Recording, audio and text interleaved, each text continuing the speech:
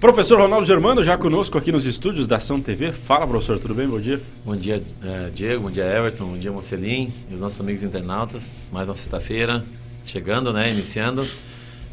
E vamos bater um papo hoje sobre o controle do exercício, estratégias para a gente controlar a intensidade e volume do exercício. Por falar em controle de exercícios, essa semana eu estou dominando o treino da Laval Sports, lá no Soccer Fitness.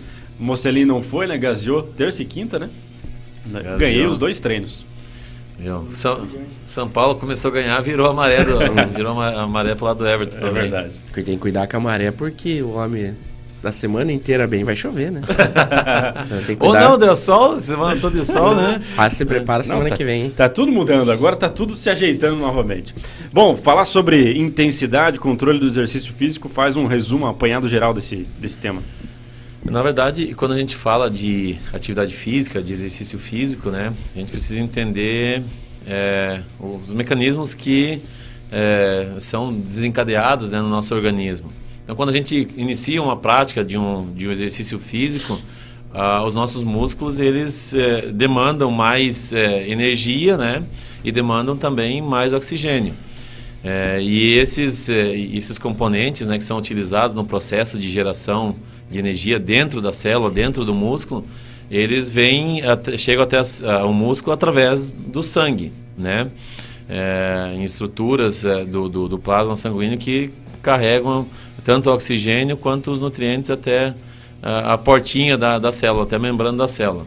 E quando aumenta essa demanda por energia, por oxigênio, então o sangue precisa circular mais rápido. E qual é a bombinha que bombeia o sangue para o nosso corpo todo? É o coração. Então o primeiro sinal de aumento da intensidade do exercício é o aumento da frequência cardíaca, o número de batimentos cardíacos, e também o aumento da frequência respiratória, justamente para suprir o nosso corpo, suprir os nossos músculos, o nosso organismo com os substratos energéticos e o oxigênio necessário para manter aquela atividade. Então é natural que essas alterações ocorram assim que a gente inicia a atividade física, E nós temos algumas estratégias que nós utilizamos dentro do treinamento físico para controlar a intensidade, o volume, tanto nas atividades de força, seria o trabalho de musculação, o trabalho com peso, o trabalho resistido, quanto o treinamento cardiorrespiratório. Então nós temos a principal ferramenta seria o controle dos batimentos cardíacos, no caso do treinamento de resistência, o treinamento cardiorrespiratório. Então a gente tem uma formulazinha que já é bem batida, tem mecanismos mais recentes, mas o que de uma maneira simples para o nosso internauta entender, é uma fórmula de 220 menos a idade, para você determinar a tua frequência cardíaca máxima. E aí a gente trabalha em cima de percentuais, 50% dessa frequência cardíaca máxima, 60%, 70%, 80%, 100%, podendo chegar a 100% dessa frequência cardíaca máxima, e a gente consegue dosar o treino a partir desse indicador. Qual que é o cálculo? É 220 menos a idade. A tua frequência cardíaca máxima seria quanto? Deixa eu ver aqui, não sei fazer conta de cabeça. 196. 185. Então seria o teto máximo, o limite máximo. Dei 10 anos mais novo. E essa fórmula, ela, apesar de ser antiga, ser batida, muitos especialistas falam que é ultrapassada, ela é uma medida que te dá uma certa segurança, Porque tem algumas outras fórmulas, outras metodologias que inclusive poderiam aferir uma frequência cardíaca superior a esses 185 batimentos, 190, entendeu? Isso depende muito da maneira como é aferida. Nós temos também outros mecanismos, como o controle do lactato sanguíneo. Lactato na verdade, alguns chamam de lactato, outros chamam de ácido lático. É um substrato metabólico que resulta da quebra da glicose. Então ele vai acumulando no sangue e é o lactato que dá aquela sensação de queimação na musculatura. Quando você está treinando, a fadiga aguda, É o lactato que promove essa fadiga. E isso depende então de análise bioquímica. Tem analisadores portáteis, Alguns centros de treinamento utilizam ainda. Está caindo em desuso por causa do alto custo, né, das lancetas e tal. Você tira uma gotinha de sangue e mensura quanto de lactato você está acumulando na musculatura durante o exercício. E é isso que faz com os jogadores, né? E faz... esse controle, né? Os fisiologistas nos grandes clubes fazem esse controle do lactato, da creatinina, né? Então, quando o jogador fica fora de uma partida importante, por exemplo, o Benítez não jogou contra o Internacional. Aí todo mundo começou a se questionar por que ele não jogou. Não jogou porque... São feitas essas análises pós-esforço, né? Pós-atividade. Foi identificado um cansaço. Uma fadiga, e aí, porque quando você faz exercício físico, na verdade, todo exercício físico você provoca microlesões no tecido muscular. E aí, se você vai acumulando microlesões, essa lesão se torna uma macrolesão, e aí o atleta reclama de dor, né? Você tem os sintomas habituais de uma lesão, que seria o rubor, a inflamação, a sensação de dor, né? O incômodo, muitas vezes a incapacidade de realizar alguns movimentos. Então, para não deixar chegar a esse extremo, os especialistas, os fisiologistas do exercício fazem essas análises após o esforço, né? Após a prática de um treino, de uma sessão de treino, ou após uma partida. E aí tem outros métodos, né, que são utilizados, por exemplo, a termografia, uma foto com a câmera térmica que identifica pontos onde tem maior geração de calor. Então, onde você está com a musculatura mais quente, tá? Possivelmente tem um processo de inflamação. E uma outra estratégia, o Mocelin está mostrando aí, é uma escala de percepção subjetiva de esforço. É isso que eu ia perguntar, porque o Adriel, nosso parceiro lá do Soccer Fitness, ele treinou na quinta-feira passada. Na terça ele me falou, mas tá me doendo a perna, acho que não vou treinar. Tá, treinou da terça, da quarta, aí ontem ele me mandou mensagem, acho que eu não vou treinar porque eu tô com muita dor. Eu falei, não, é aí que você tem que ir, né? E como é que faz para identificar o nível dessa dor para poder continuar o treinamento, ou se realmente tem que fazer o repouso? Por exemplo, pode voltar na tela. A tela, Mocelin. Essa é uma tabela que eu trouxe que está sendo... teve a criação dessa tabela em 1978, né? E está voltando à tona hoje com todo o gás, né? Porque essa tabela você gradua a sensação de esforço do teu organismo, do teu corpo. Então, normalmente, quando a gente fala de treinamento físico, a gente dosa a carga externa do atleta. Ou seja, você vai levantar tantos quilos, no caso do trabalho de força, você vai levantar tantos quilos, tantas repetições, tá? Tantas séries. Então, você tem um quantitativo de intensidade, seria de quantos quilos você vai levantar, quantas repetições, seria o volume, e você tem um indicativo da carga externa. Mas qual a reação do teu corpo frente a essa carga externa? Qual a sensação do teu corpo? Então, essa tabela de esforço, ela nos dá um feedback da sensação. Então, a gente fala que é um retrato da carga interna que foi aplicada ao atleta. Então, ele vai dizer, o treino foi muito leve. Então, gradua o esforço dele no treino, 3, 4, né? A partir de 6, o treino já se torna um treino moderado, classificado como moderado. O 7, de moderado a intenso, e o 8 e 9 seria o treino intenso, e o 10 seria o exaustivo, quando o cara tem que interromper a atividade porque não aguenta mais. Aí é o ponto que o lactato está agindo na forma mais intensa, está tendo um pico de lactato na musculatura. Então, o que acontece? Em relação à recuperação, tem uma tabela parecida, até não deu tempo de baixar a tabela e trazer uma tabela parecida como essa, que você gradua também o estado de recuperação. Tá? Então, essa tabela de esforço gradua o esforço, e uma outra tabela para graduar a recuperação. Mas o ideal seria que o aluno, o atleta, não se recupere totalmente de um treino para fazer o outro. Você precisa estar com um pouquinho de fadiga residual para fazer o próximo treino. Porque senão você corre o risco de espaçar muito um treino, o estímulo de um treino e o outro, e você acaba perdendo o estímulo daquele treino que você realizou.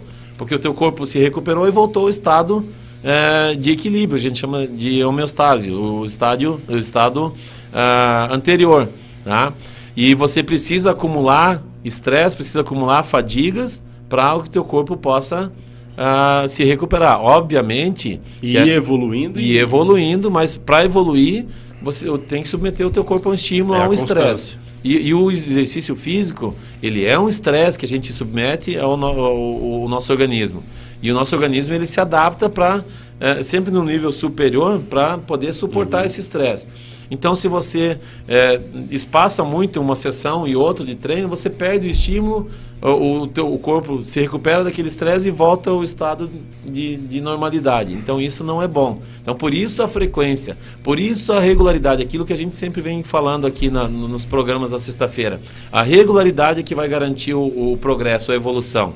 Tá? É você sempre trabalhar, aplicar um novo estímulo num estado de fadiga residual ainda, para garantir que o teu corpo sempre melhore, né? Obviamente, nos grandes clubes, nos grandes centros esportivos, todos esses aparatos que eu falei, da frequência cardíaca, do lactato, a percepção de esforço, análise de outras enzimas que são secretadas do tecido muscular também, essas análises são todas feitas e você tem uma chance maior de prevenir as lesões. Né? Invariavelmente as lesões vão ocorrer, tá? Muitas vezes por uma falha biomecânica, às vezes não... A gente, essas estratégias que eu estou falando para ti agora, elas são relacionadas à questão muscular, mas muitas vezes tem uma falha articular, uma biomecânica, a articulação que não funciona direito, e a lesão vai acontecer da mesma forma. Então, a lesão ela é multifatorial. Mas quanto mais fatores a gente puder monitorar, maior a chance de você prevenir uma lesão. Então, quando a gente vê assim jogadores profissionais, né? O jogador tá voltando de lesão, mas a gente sabe que eles fazem academia, eles fazem reforço, eles fazem toda a preparação física e quando chega com a informação, o repórter vem a informação e diz assim, não, ele está sendo poupado porque está voltando de lesão física. É por causa disso, né? Para fazer esse acompanhamento e para que não haja um desgaste maior e ele não sofra mais lesões, né? Porque um erro que se cometia... Que perde um pouquinho da massa, né? Um erro que se cometia muito, até um tempo atrás, era o seguinte, o atleta, o aluno da academia, ele se machucava, passava por um período de tratamento com o médico, com o ortopedista, fisioterapia, estava sem dor, e aí muitas vezes os preparadores físicos, técnicos aceleravam o processo de recuperação para botar o cara de volta a campo, ou de volta para a quadra o mais rápido possível. Mas... Tentar recuperar o tempo perdido, digamos. Exatamente, mas esse período que ele ficou parado, ele perdeu o condicionamento, você tem que reconstruir. É uma escadinha, você tem que degrau por degrau, galgando degrau por degrau, para que o atleta volte ao estado anterior à lesão. E muitas vezes tinha esse entendimento que, tá bom, tá sem dor, já pode voltar ao mesmo ritmo. Vai pro estouro, vai igual estava antes. Segue o planejamento que estava antes. E não é isso. Tem que ser feita uma readaptação. Por isso é um jargão que o pessoal usa, né? O período de transição, está em transição. A transição é justamente essa, é a construção de cargas, fazendo com que as capacidades funcionais do atleta sejam recuperadas num ponto, se não ótimo, mas próximo daquele que o atleta estava anterior, no quadro anterior à lesão. O Francisco Santos, lá em Fortaleza, está nos assistindo, diz bom dia a todos, parabéns ao professor, grande aula que nós temos aí no programa. Manda um abraço para o Lucas Guri, meu filho, galera da Santa Marta Futsal e do Sumov lá de Fortaleza. Professor, eu tenho esse reloginho aqui, que é o que marca tudo e mais um pouco, você tem também. Dá para confiar nessa marcação do relógio, por exemplo, para se basear nessa questão do condicionamento físico? Dá. Olha só, hoje a gente tem milhares de marcas, de dispositivos que a gente pode utilizar. O relógio, às vezes tem uma cinta peitoral que faz a ligação direto com o teu celular, né? Tem inúmeros dispositivos. O importante, a medida, às vezes, a maioria desses equipamentos são certificados, né? Então eles passam por uma análise criteriosa e são certificados. Mas mesmo assim, nem sempre a medida é 100% fidedigna. Mas o mais importante é você usar sempre o mesmo aparelho, sempre o mesmo instrumento, para ter uma referência. E manter atualizado também, manter atualizado. Então, os dados que o smartwatch te dá, o smartphone te dá hoje, o próprio smartphone conta quantos passos você dá durante o dia, entendeu? Então, isso é uma referência. Você pode usar isso como referência. Sempre... É porque meu relógio marca aqui, quando eu estou num treinamento lá, 4 ou 5 km de corrida, eles questionam, eles dão risada. Mas o relógio está marcando 4 km de corrida. Mas eu vou dizer que acontece. Pode... Ainda mais eu, né? Que você sabe como é que funciona, né? O movimento bem...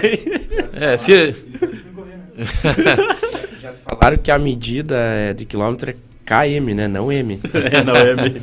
Pode ser. Não, porque assim, muitas vezes o que acontece, alguns dispositivos precisam ser calibrados, você precisa medir a tua passada e informar o teu dispositivo qual o tamanho da tua passada para calcular a distância percorrida. Isso para equipamentos que não têm GPS. Alguns equipamentos que têm GPS, eles conseguem calcular, fazer esse rastreamento da distância percorrida pelo deslocamento do GPS, né? Mas muitos equipamentos, muitos relógios não têm o GPS e tem só um instrumento chamado acelerômetro, tá? Um dispositivo chamado acelerômetro. Toda vez que você balança o braço, é sinal que você deu uma passada. Então você mede a passada, né? E informa isso no relógio. E o relógio vai fazer o cálculo, né? Tem o algoritmo. Então, isso quer dizer que o Arthur fica o tempo inteiro aqui, né? Parado, só movimentando o braço. Ele fica sentado numa cadeira e mexendo o braço, assim. É passado de jogador. Assim, você pode confiar, mas como referência. Não dá para levar assim ao pé da letra que você cumpriu exatamente aquilo, porque até de um dispositivo para o outro há diferenças, tá? O importante é você usar sempre o mesmo dispositivo e usar como referência. Se você... Num jogo, você correu 6 km, no outro você correu 7, tá? E usou o mesmo relógio, não quer dizer que você correu mais. Obviamente você correu mais. O problema é se você usar um relógio num jogo, no outro jogo usar outro relógio e der a diferença, então você não sabe se foi você que correu mais ou se o relógio marcou a mais, correu errado, entendeu? Então são dispositivos, a tecnologia está aí para nos ajudar, né? Mas o que é uma maneira simples da gente controlar a intensidade do exercício é usando essa tabela que, se você puder mostrar de novo para a gente consegue baixar ela facilmente na internet, encontrar facilmente escala de Borg, né? Essa é uma escala adaptada da percepção do esforço, e você consegue graduar. E assim, o macete hoje o treino foi 8, tá? Mas eu treinei 40 minutos.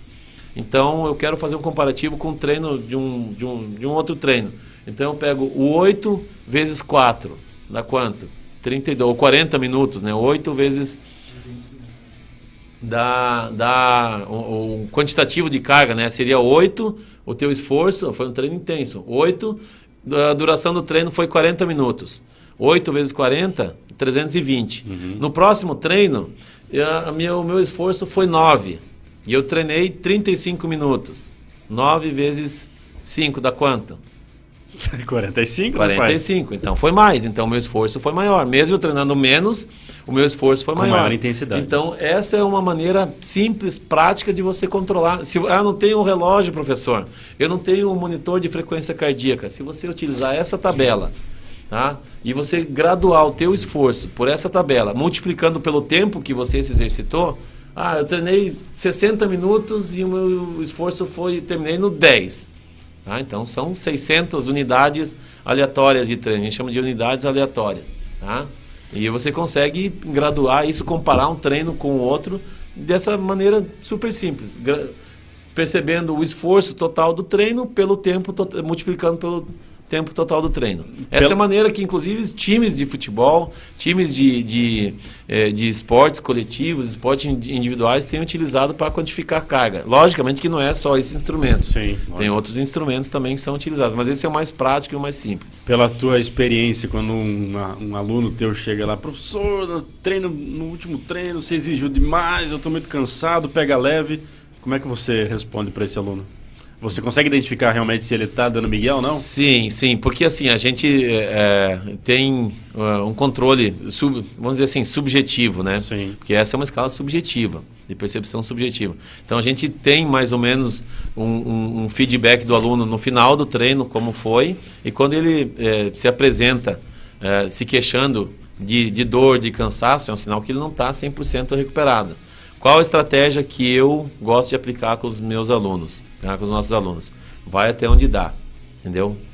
Aplica o máximo esforço possível para o dia de hoje. Talvez o máximo esforço do treino de hoje seja inferior ao último treino, tá? Seja inferior ao próximo treino. Então, vai no máximo que você conseguir fazer no treino de hoje, certo? Porque aí você garante, mas está pesado. Vai no teu limite. E aí o que acontece? Porque o aluno, se ele não tem esse feedback de dispositivos eletrônicos, não tem o apoio da tecnologia, ele vai identificar. O que é o 10 para ele hoje, no último treino poderia ser um 8. Né? Então, o importante é a intensidade do treino. Tá? É a regularidade e a intensidade. Tá? E aí, hoje eu cheguei no meu 10, muitas vezes acontece isso. Eu vou fazer um treino mais curto. Acabou, esgotou. Beleza, vai treinar uns 40 minutos, 50 minutos. Ótimo, deu o teu máximo, entregou o teu máximo, beleza. Isso é a garantia de que você vai melhorar.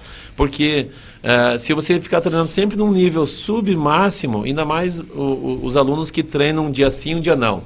Que eu tenho muitos alunos que fazem um treino de segunda, quarta e sexta. Então tem o dia do repouso.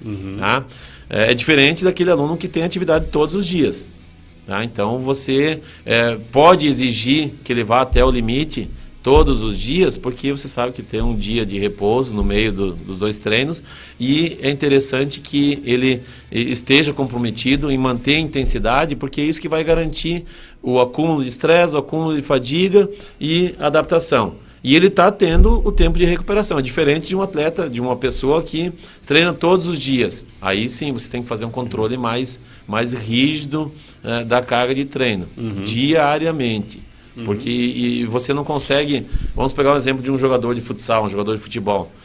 Ele não vai jogar um jogo todo dia. Se ele jogar um jogo todo dia, no final de 3, 4 jogos, ele vai lesionar, vai se machucar. E isso acontecia na época que eu trabalhava com o Marreco, naquelas semanas malucas, tinha 4 jogos na semana, aumentava demais a queixa dos jogadores em relação a cansaço, fadiga e dores musculares, lesões.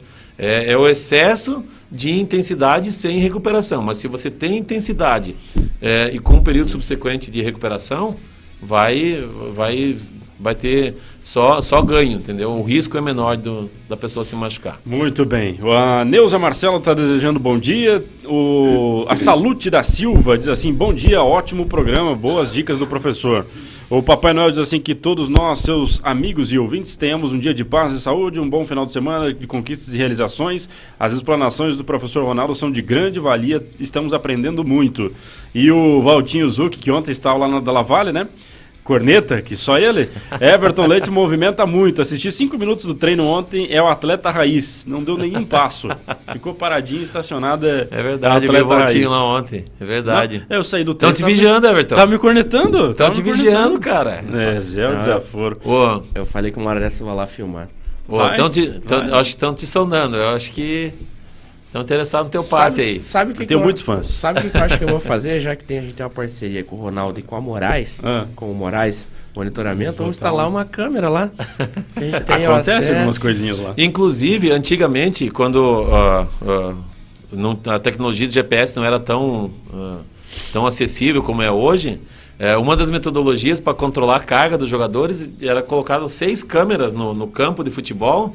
E aí tinha um diagrama, um software que contava, dividia o campo em quadradinhos, 1 metro quadrado cada quadradinho, e aí eles rastreavam o jogador por onde ele andava, faziam um traço, né? Iam tracejando onde o jogador circulava, e ia contabilizando quantos metros o jogador percorria. Era uma das metodologias utilizadas para quantificar a carga dos jogadores de futebol, através das câmeras Hoje eles usam um sutiãzinho, né?